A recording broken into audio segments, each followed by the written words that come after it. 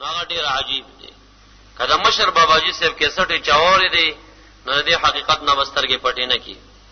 او اوس چې کوم صاحب دی چې برکات د خپل مشر ور سره شتا نو مې کیسټ نه دی اوریدلې، خو چې دومره عالم جمع کیږي نو څه کمال بوي سي بنوي. دا چې خلک یو ځای ته جمع کیږي اسې نه زی په بل چاول نه راغونډيږي، خو څه خیر او برکت بخامه خلتوي. نو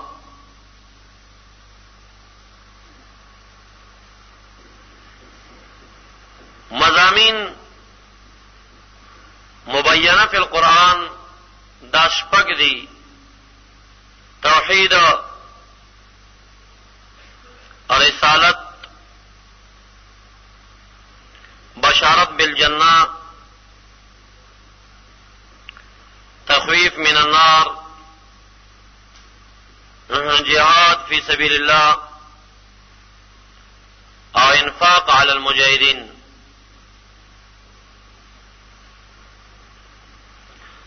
او یو دویم قول هم شاه منصور باباجي کړی دی چې مضامین مبینه غسلور دي: خالقیت و اثبات د خالقیت، تربیت و اثبات د تربیت، احوال د برکت او احوال د قیامت.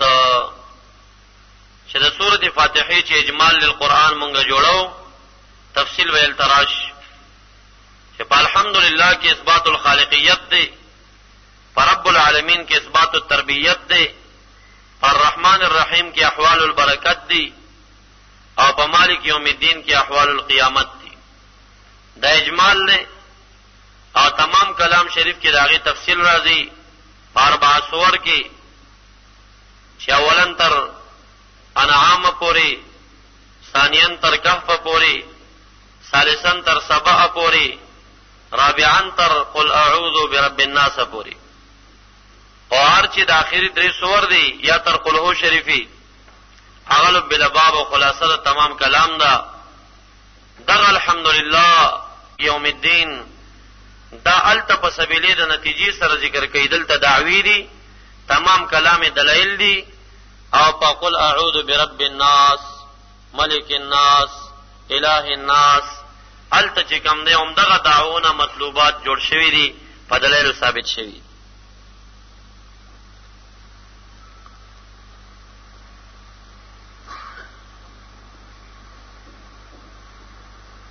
البحث التاسع، المبحث التاسع، نهم مبحث، اتم مبحث په بیان د اصول متوسطه المبینه فی القرآن کې او چې مختلف اقوال علماء ورکیو. المبحث التاسع،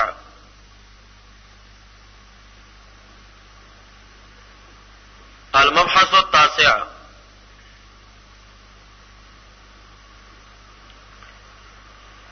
فی سلاسل السبعه فی القرآن.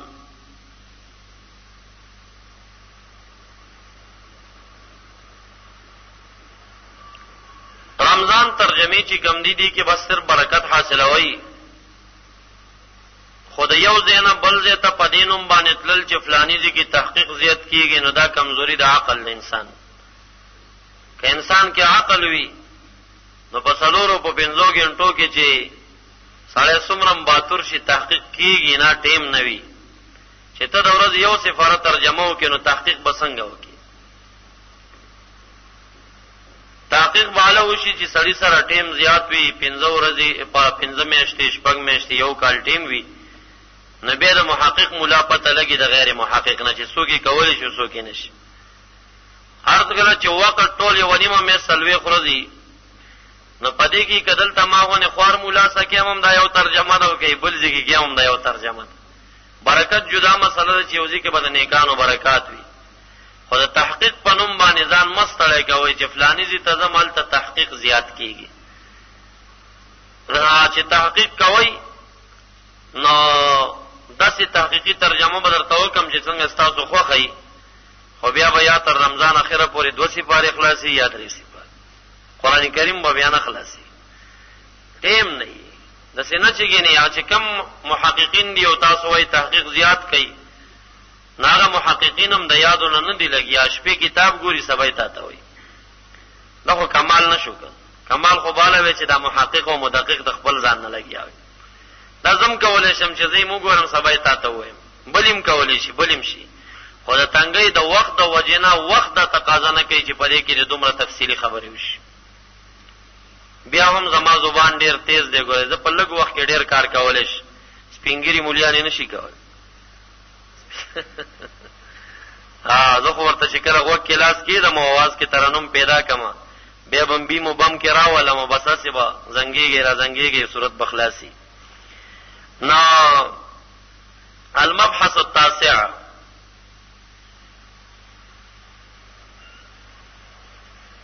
ان من البيان لسحرا بعض بیان کې سحر وی المبحث التاسع في سلاسل السبعة في القرآن في بيان سلاسل السبعة في القرآن قرآن کریم کې وسلسله بیانېږي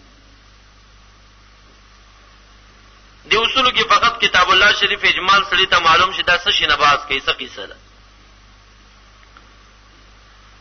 اول په کلام الله شریف کې سلسله الدعاوی دي سلسله الدعاوی دعواګانی دي لکه هر صورت چې راځي تاسو ته بزوایم چې د صورت دعوه څه ده دغه دعوه څو ځای مکرره ده په دعوه باندې په څه شکل دلایل بیان شوي دي دا سلسله الدعاوی چې کوم دی تبين فيها 4 مقاصد في ضمن الدعوه د دعوه په ضمن کې څلور عظیم مقاصد په دعویو کې بیانېږي اول دعوه توحید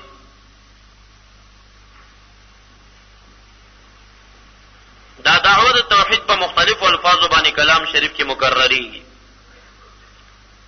کلا په طریقې د علی کل شیء قدیر سره کلا په لفظ د رب العالمین سره کلا په لفظ د خالق کل شیء سره کلا په لفظ د عالم الغیب او شهاده سره چې علم غیب کلی دی او دا غیر ته نشته کلا په لفظ د مالک یوم الدین سره چې ملک الاملاک دی توت الملک من تشاء وتنزع الملک ممن تشاء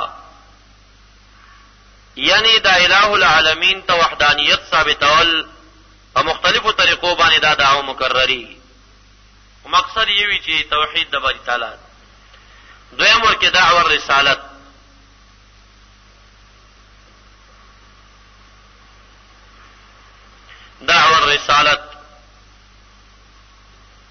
دریم ورکه دعوه صداقت القرآن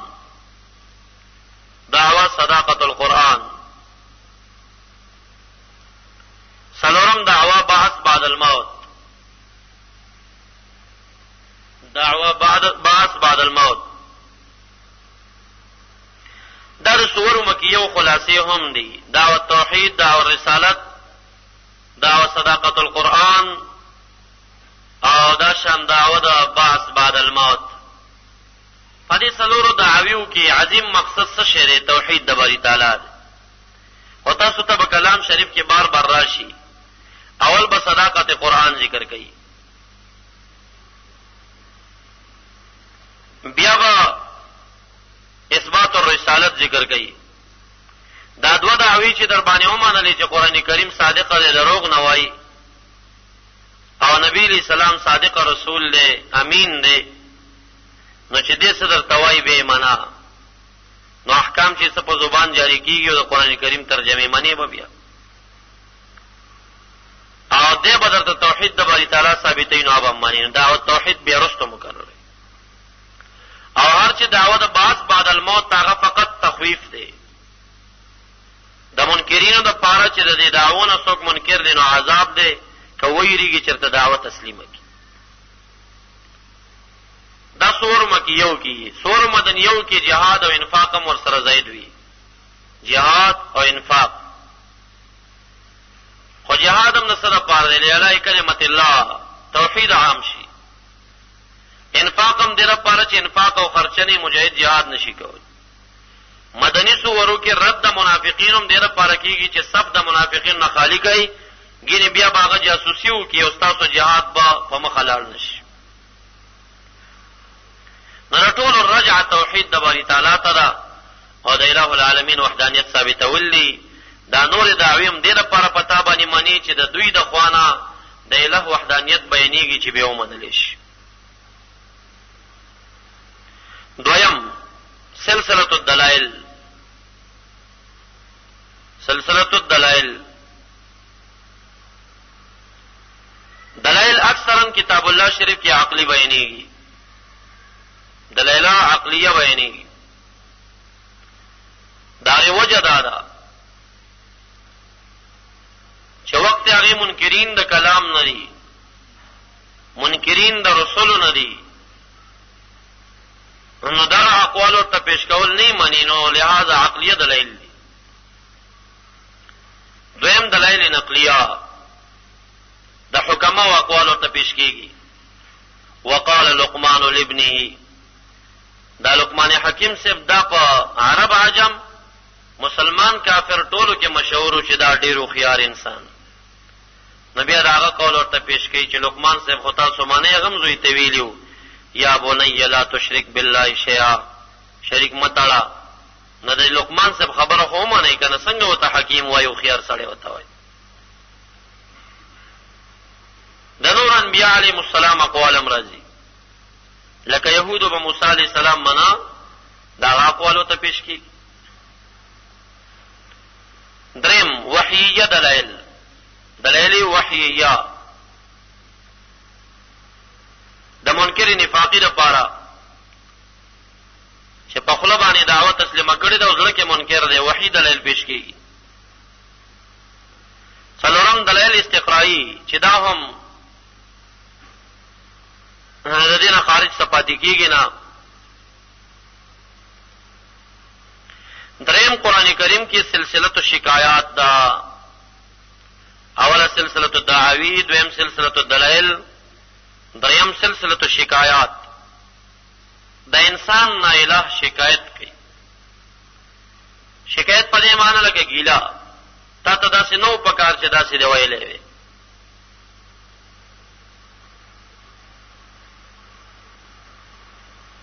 لقد سمع الله قول الذين قالوا ان الله فقير ونحن اغنياء. واورید خدای تعالی قول لا کسانو چې داسې ویل یقینا الله فقیر دی او موږ اغنیاء یو. آیا دا مناسب د سره چې داسې خبره وکړه؟ قالوا اتخذ الله ولدا، وای چې الله ولد نه ولد. دې کې به داسې قوم مشترک چې هغه ماته لورګانې لټي. حال دار کده ته چرته لور پیدا شنو ظل وجو مسودا وهو کظیم، مخه تک تور شي او غوسه خورن کې وینو پټ پټ کیږي. خپل په لور باندې دومره خفو پریشانی او ماته لورګانې ثابتین. دا شکایات ګیلی الہی د بندنه کوي چې تا ته داسې نو پکار. قتل الانسان ما اکفران، ادا انسان د لعنت شنو سمره ناشکر دین. شغل تعجب ما اکفران، سمره ناشنا ناشکر دین. سوچ او فکرم نه کوي د قبر پانداز باندې ګرځي، سوچم نه کوي من ای شین خلقان، چې د کم شینه الله دلرا پیدا کړی دی، کم شینه پیدای شرم نه جواب ورکول نشي. اے کبرجن انسان پزمکه باندې کبر قدم مګدان، کڅوګ درنه تاسو کې چې سنه پیدای نو جواب نه لري خو ورکول نشي، دومره بیکاره شي. رب کریم وي ته جواب قادر نه چې سشنه پیدای نو زدر توایم چې من نطفه، اے من نطفه منتنان، د بدبویا نطفه نه پیدای. خلقه الله دلر پیدا کړ دغه نطفه نه، فقدره نو به احسانات پیو کړ، برابر اندامه جوړ کړ دلرام.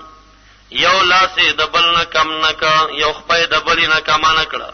دا داسې نعمت ده فقدرها چې چا باندې گاډي وچنګيږي، دا یو وخت په د بل خپې نه اډو کې ماته یو ستر قدر کم شي، دا سړی روغ خپل نشي لګولې دا به ګډ ګډ کی نو دان دامونه ډیر په یو انداز باندې ثم السبيل يسر بیا لار دوتو دنیا ته آسان کړ ورته دا ما کله منلا چې دې څنګه پیداش ثم ماتو به ملک خدای تعالی دل رفع اکبر به په قبر دنه کې داسې شریعت راولېږي چې دې په قبر کې په عزت دفن کوي مردار غندې باردم نه ورځي فاکبر د بل احسان کلا لما يقضي ما امر هرگز داسې ونه شونه هرگز کلم پورا نکړه انسان ټول هغه څه امره چې رب کریم ورته په امر کړي او ټول پټول چاهم پورا نکړه چا پورا کړه نو ابراهیم علیه السلام پورا کړه و ابراهیم الذی وفا پورا واله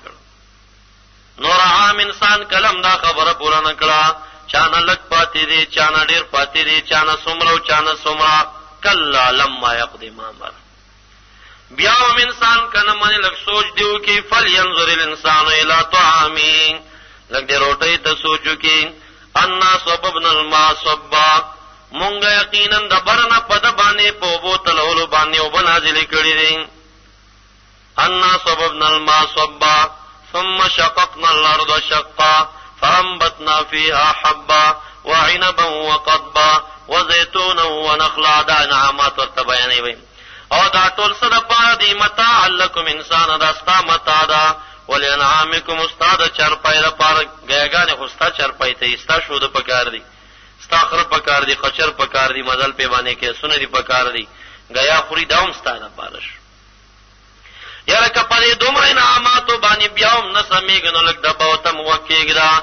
فاذا جاءت الصاخه ام چې کله راشي کنه صاخه راشي یوم یفر المرء من اخی دین خویریږي بیا دا څه ورځم راته عجیب طرز دی د کلام شریف عجیب طرز دی او چې ولګيږي سره عجیب طرز باندې کلام الله شریف اصلاح خلقو کوي ندی کې سلسله الشکایات دی انسان چې کله ډیره قمقلو به ځای خبره وږي الہی ذکر کې نو دوی دا څه وایي چې قالو اتخذ الله ولدا الله بچینی ولي سلورم پدې کې سلسله التنبیحات اگاهی نه دي الا خبردار پنځم ورکه سلسله التخویفات سلسله التخویفات دنیویہ او اخرویہ دنیوی تخویفات په بیان د تعذیبات او د ما سبقو سره د مخکې امتونو عذابونو ذکر کوي تخویف دنیوی دي او اخروی تخویفات د قبر د حشر د میدان د جهنم تخویفات شپږم ورکه سلسله التسلیات د نبی اکرم صلی الله علیه وسلم تسلی د نیکانو عند التبلیغ تسلی چې تکالیف په تیریږي داغه تسلیانه اوم ورکه سلسله ازاله الشبهات سلسله ازاله الشبهات دا شبو ازالت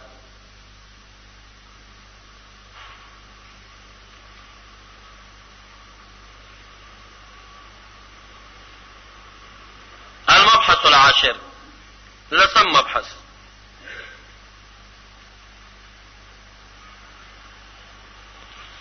في بيان تعداد سور القرآن وركوعاتها وآياتها وكلماتها وحروفها لسم مبحث کی بیان د سور القرآن چې سودی رکوعات القرآن رکوعان څومره دي آیات القرآن څومره دي اختلاف ورکې سره کلمات القرآن څومره دي حروف د قرآن څومره دي سجدات ورکې څومره دي معانقي ورکې څومره دي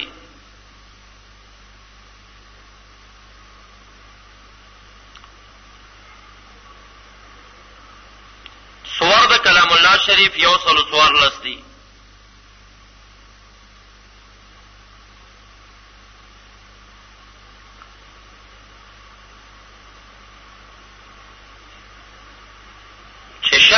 یقینی مدنی دي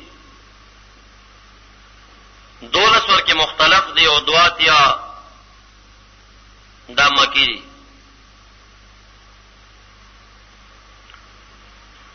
رکوعات القرآن 1540 دي 1540 بقول بعض المجویدین او بقول د بعضو باندې 1558 دي 1558.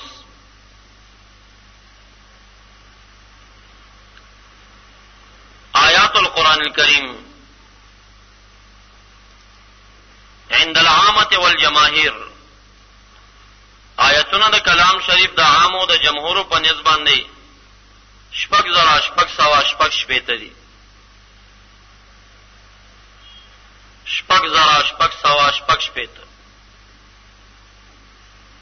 وعند اهل مکه چې اکثرا شوافع دي 6,212 دي 6,212 وعند اهل المدینه چې اکثرا موالیکو 6,614 دي 6,614 وعند اهل الشام 6,250 دي 6,250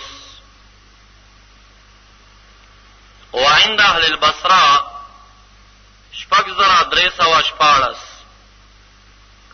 6,314 دي وعند المحققين واهل الكوفه 6,214 6,214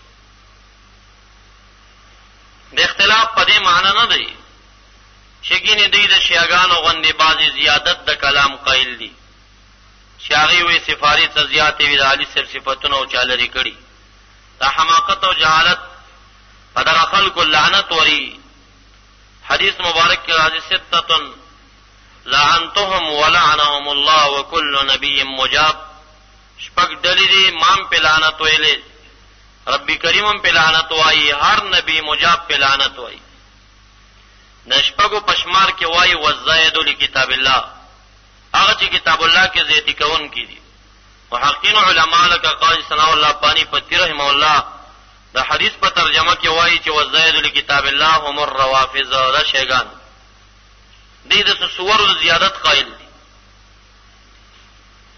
په دوی لعنت وريږي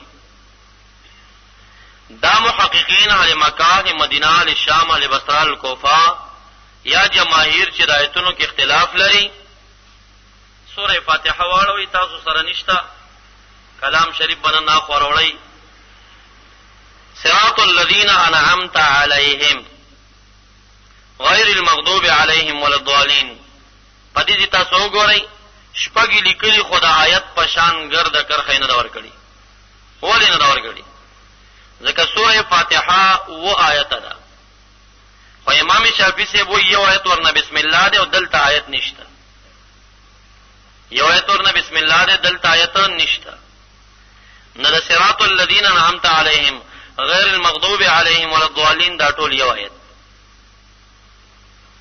او یو آیت ورنه بسم الله شریفه ده نو پورش ندلته خو په صورت کې د سبع مسانی اطلاق راغلی دی نزدکه بسم الله ورنه جز کړي و پورا کوي اوس نور سورو کې دا شانت اختلافات دي اوس صراط الذين انعمت عليهم دا یو آیت دی عندنا غیر المغضوب عليهم ولا الضالين بل آیت دی عندنا دا دوا آیت دي خو موږ بسم الله جز من الفاتحه نه ګرځو دا تمام کتاب الله نه جز ګرځو صورت نه ګرځو نو پورش نو د اختلاف چې راغلی کوم زید په دې طریقه راغلی یو آیت پنځ د بازو باندې دوا آیت ګرځیدلې بعض یو آیت ورته وایي مجویدینو محققینو دا خپل پکې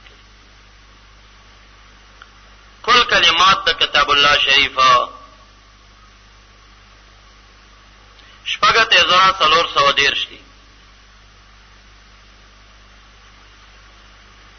شپږت زرا څلور سوه دېرش. کل حروف د کتاب الله شریف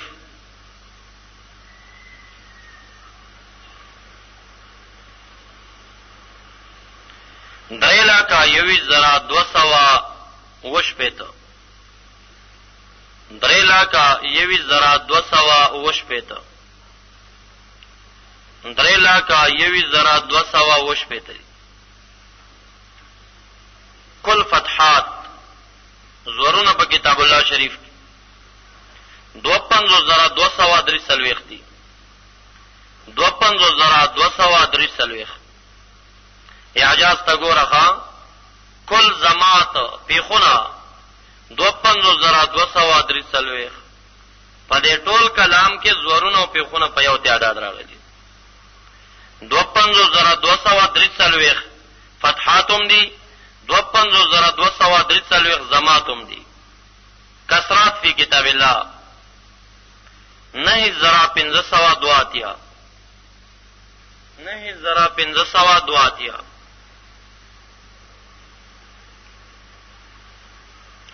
نقاط نقطې هغه نقطې چې د عامو ټکو سره دي برلن دي.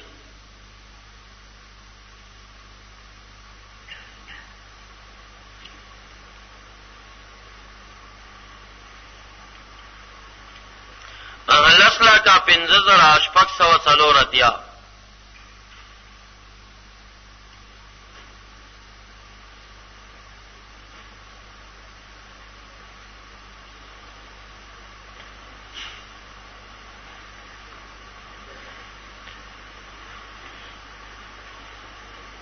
دا خطایی ده.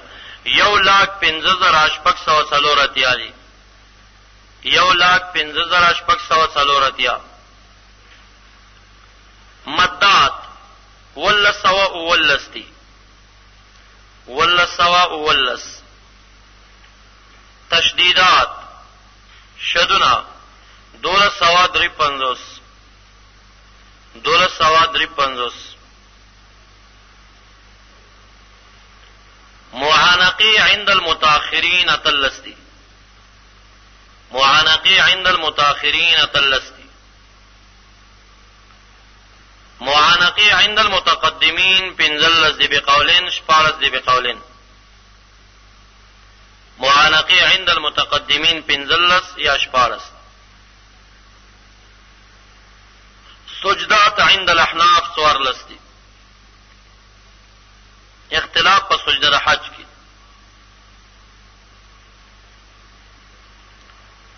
سجدات عند الشوافع هم څوارلس دي. خپل موضوع کې به اختلاف راشي.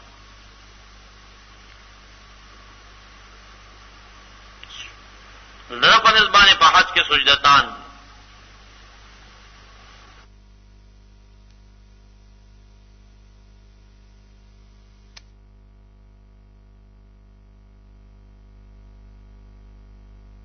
نو ډیر عجیب دی. کله مشر باباجي صاحب 61 چاوري دی نو دې حقیقت نه مسترګې پټې نه کی. او اوس چې کوم صاحب دی چې برکات د خپل مشر ور سره شتا نو مای 61 نه دی اوریدلې خو چې دومره عالم جمع کیږي نو څه کمال بوي سي بنوي. دا چې خلک یو ځای ته جمع کیږي سي نزي په بل چاول نه راغونډيږي خو څه خیر او برکت بخامه خلتوي. نو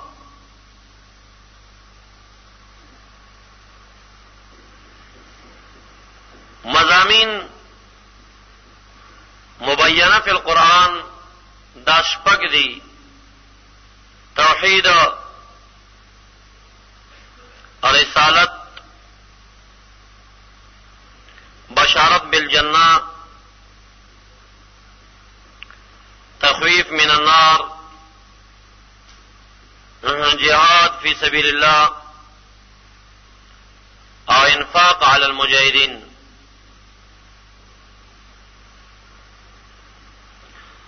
او یو دویم قول هم شاه منصور باباجي کړی دی چې مضامین مبینه غسلور دي. خالقیت او اثبات د خالقیت، تربیت